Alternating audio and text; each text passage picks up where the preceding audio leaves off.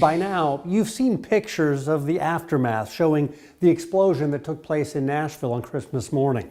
And by now, you've probably also seen something like this on Facebook or Twitter. It's a claim that implies the Nashville explosion was part of an election cover-up.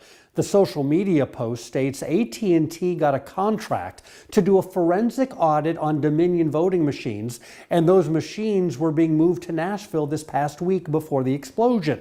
It implies the blast was an elaborate plot to destroy voting machines that might have shown evidence of fraud during the 2020 election. Since losing the election, the president and his lawyers have tried to claim Dominion voting machines robbed him of millions of votes, even though there's no proof and no evidence to suggest that's true.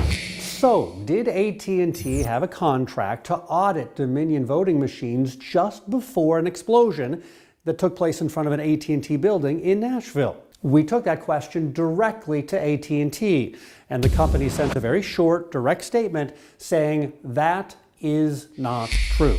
Dominion Voting Systems also said the claims are outright false. The company spokesman responded to my questions, suggesting everyone simply reject the baseless rumors circulating on social media, which suggest without evidence that there was some election-related connection to the Nashville explosion.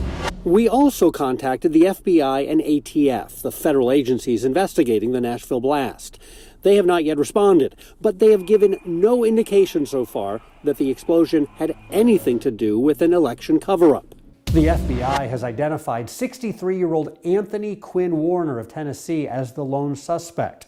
Warner died in the blast, and the FBI says the motive for the incident is still unclear.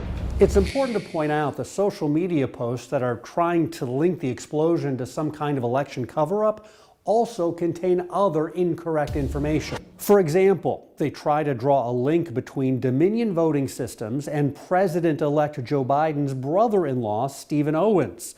Just one problem. The president-elect's brother-in-law is named Jack Owens, not Stephen, and Jack has no connection with Dominion at all. So, the bottom line, we can verify that online stories that AT&T had a contract to audit Dominion Voting Systems before the explosion in Nashville, those are false. And there's absolutely no evidence that the explosion had anything to do with the 2020 election.